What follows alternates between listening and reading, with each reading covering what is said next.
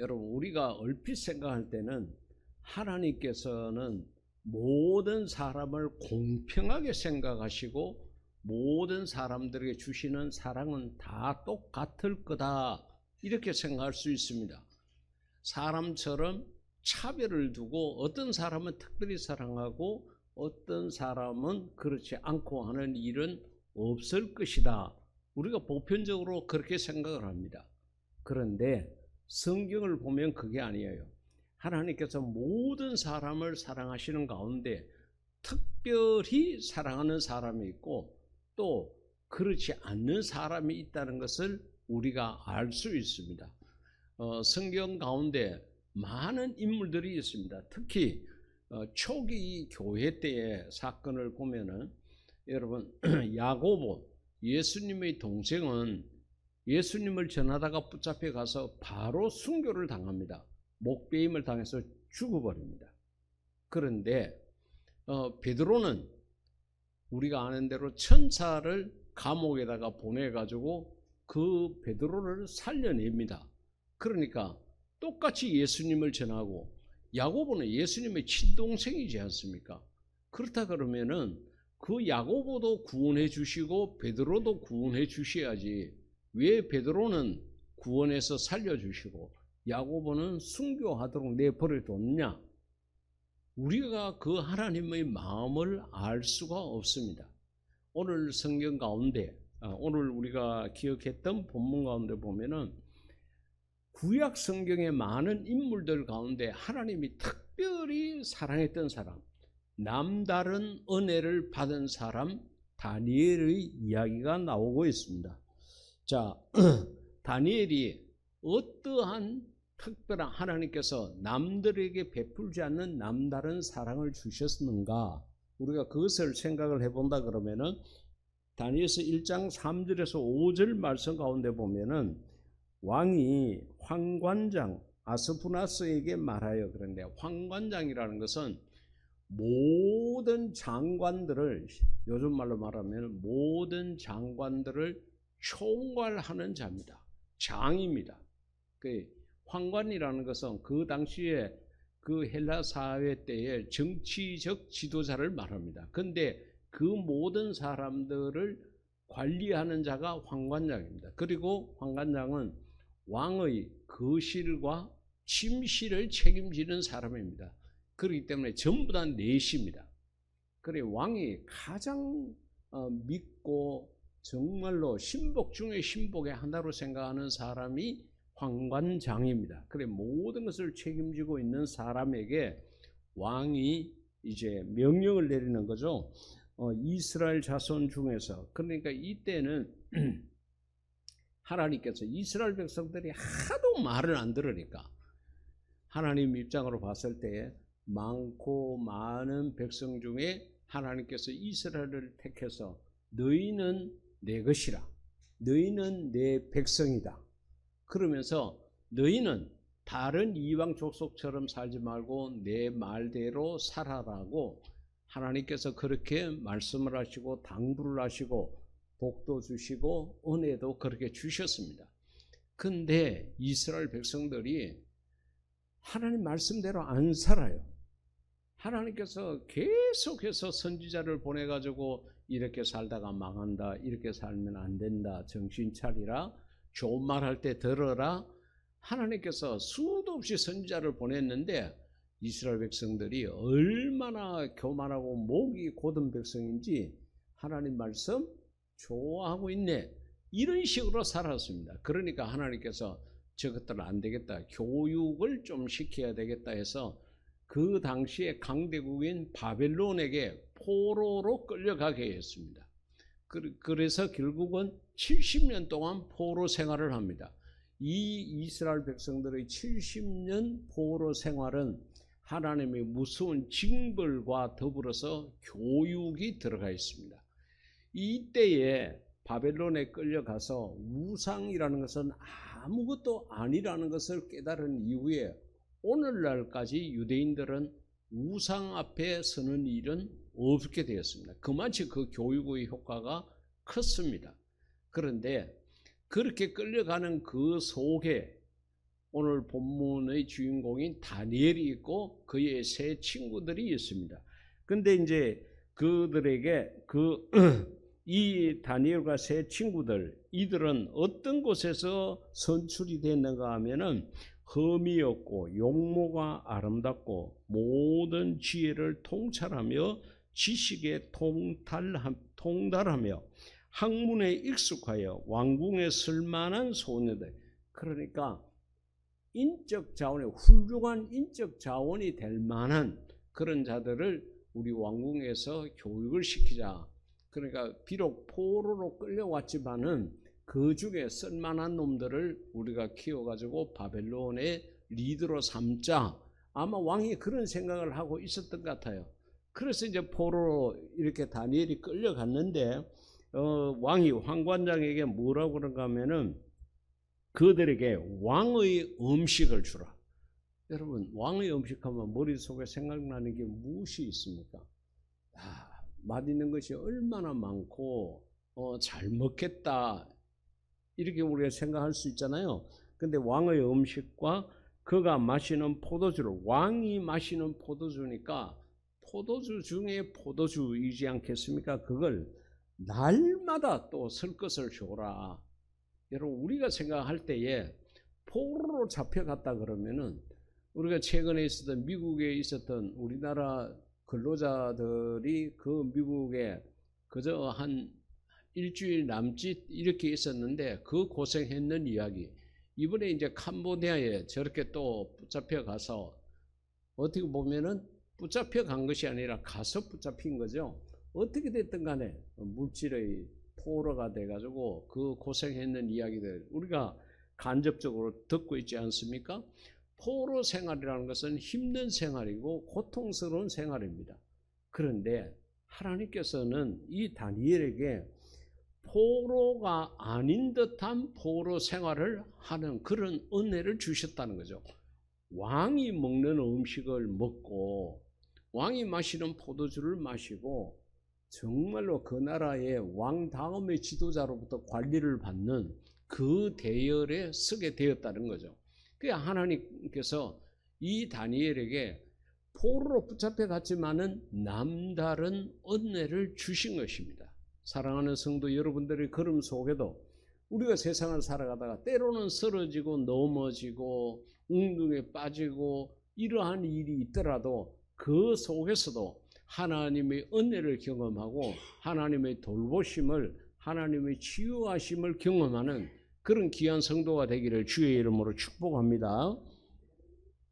그 다음에 두 번째는 이 다니엘이 했는 말을 하나님께서 책임져 주십니다. 1장 14, 15절 가운데 보면은 그가 그들의 말을 따라 열흘 동안 시험하더니 그랬는데 황관장이 야 왕이 너희들에게 이런 음식을 주라 그랬다. 이거 먹어라. 그와 같이 이야기를 한 거예요.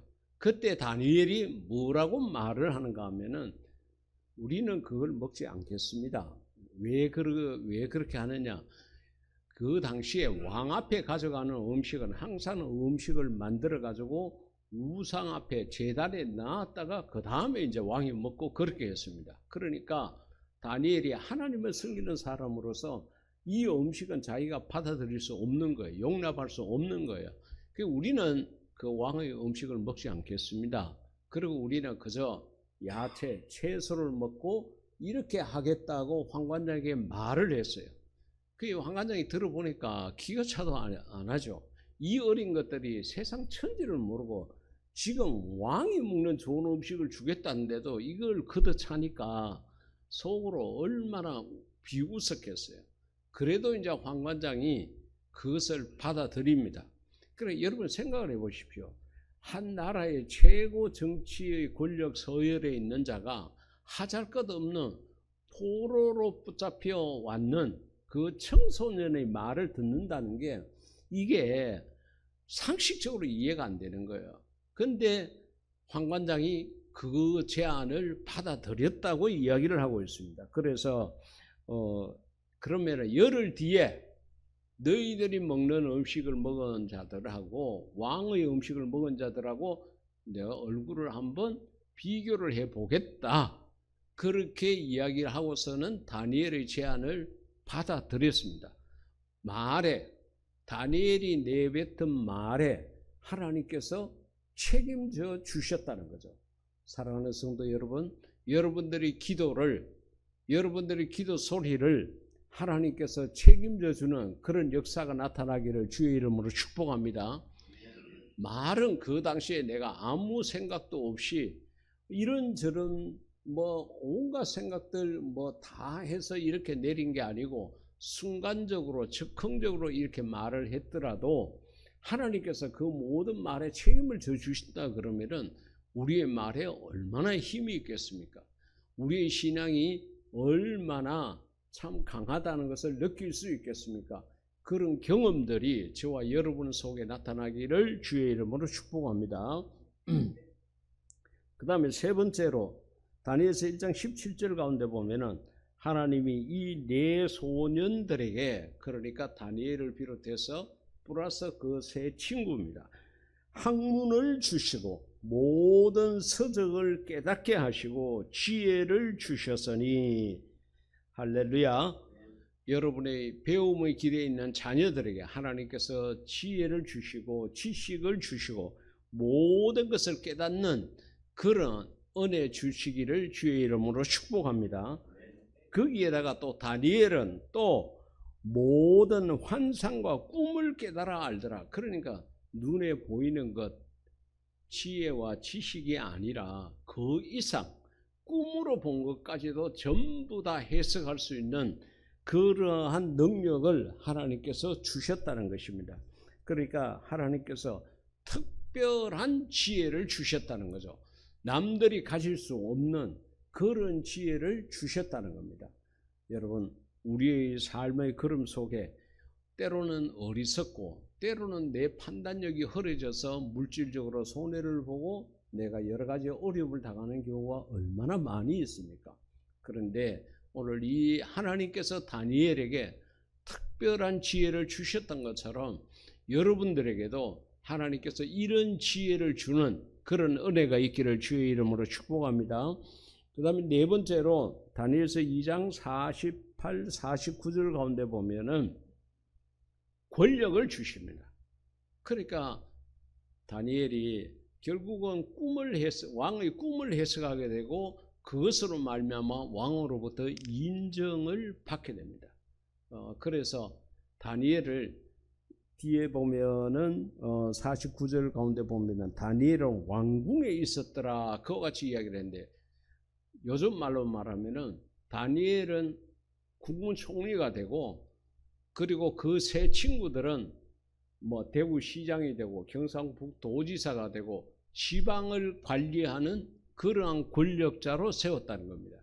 그 다니엘이 자기가 잘 되었다 그래서 아이고 내 팔자가 이 정도 됐으면 됐다 이렇게 생각한 것이 아니라 친구들까지 생각한 거죠. 그래서 왕에게 친구들을 청구를 했습니다. 추천을 했습니다. 그런데 왕이 다니엘의 그 요구를 다 들어줘 가지고 이들은 권력도 함께 갖게 되었다는 것입니다. 그러니까 우리가 지금까지 말씀을 이렇게 보면은 포로로 붙잡혀 갔지만은 포로 생활 아닌 그런 포로 생활을 했고, 다니엘이 입으로 하는 말에 하나님께서 책임을 져 주셨고, 지혜와 지식과 꿈까지 해몽할 수 있는 그런 능력까지도 하나님께서 주셨고, 그 다음에 하나님께서 권력을 주셨는데 다니엘뿐만 아니라 그 친구들에게까지도 권력을 주셨다는 겁니다. 그러면은 우리가 생각할 수 있습니다. 나도 이 세상을 살아갈 때에 이 지구상에 82억이라는 인구가 있다는데 그 사람들 중에 하나님의 특별한 사랑을 받는 다니엘, 남다른 사랑을 받는 그러한 사람이 되어야 되겠다, 이런 선한 욕심, 믿음의 욕심을 가질 필요가 있습니다. 여러분들의 마음속에 그런 욕심, 정말로 이것은 세상적인 욕심이 아니니까 영적 욕심, 믿음의 욕심을 가지시기를 주의 이름으로 축복합니다. 그래서 여러분들이 세상을 살아가다가 어렵고 힘든 순간을 만나도 하나님께서 여러분의 말씀에 다 책임을 져주시고 여러분들에게 지혜와 지식과 그 이상의 능력도 주시고 여러분들의 모든 필요를 다 채워주는 그런 은혜가 있기를 주의 이름으로 축복합니다. 그러면은 다니엘이 도대체 어떻게 했길래 하나님께서 이렇게 남다르게 복과 은혜를 주셨을까?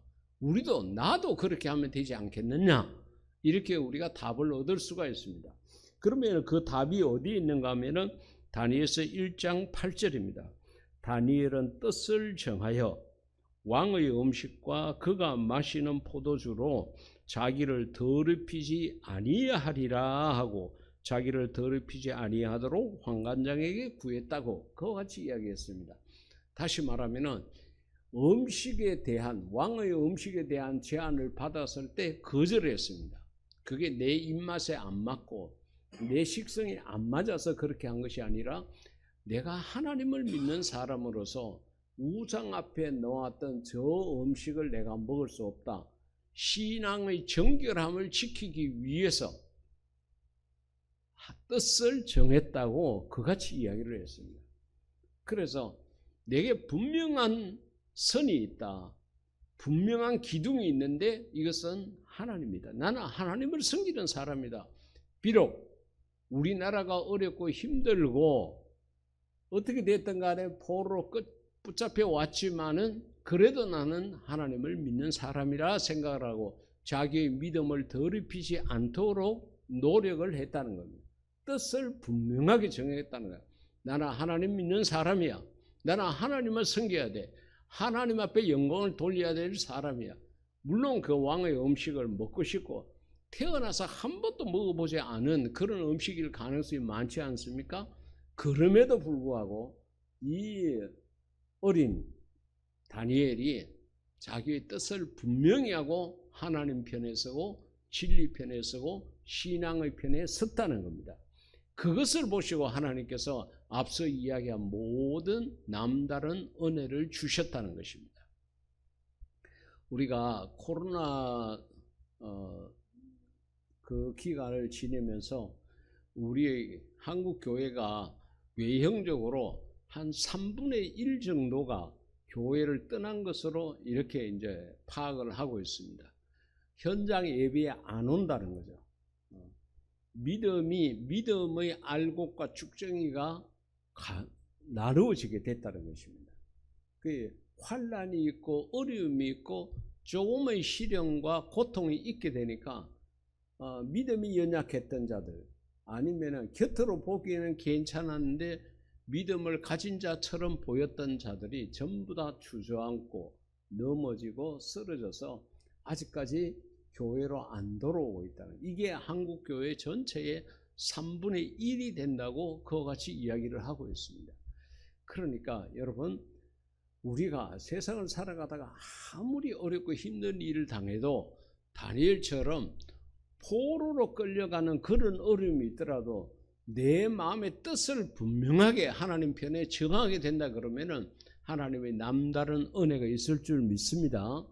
예, 사랑하는 성도 여러분, 마음에 다시 한번 결정하십시오. 하나님, 나도 다니엘처럼 어려움 속에서도 하나님 편에 서고 진리 편에 서고 의의 편에 설 수 있는 그러한 내 자신이 되게 해달라고 우리가 마음속에 기도하고 바라고 내 자신을 응원해야 되겠습니다.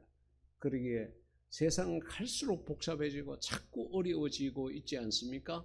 그러나 내가 뜻을 분명히 하나님 편에 정한다 그러면은 하나님의 남다른 사랑이 있습니다. 남다른 은혜가 있습니다. 이것을 잊지 말고 어떻게 하든지 하나님 편에서는 그런 우리 성도님들이 되어서 사람들이 생각지도 못한 그런 복과 은혜를 받는 저와 여러분이 될 수 있기를 주의 이름으로 축복합니다. 이 시간을 우리 다 같이 기도할 때에 하나님, 나도 다니엘과 같은 결단을 내리고 그렇게 살 수 있는 믿음을 강하게 해 주십시오라고 다 같이 기도드리겠습니다.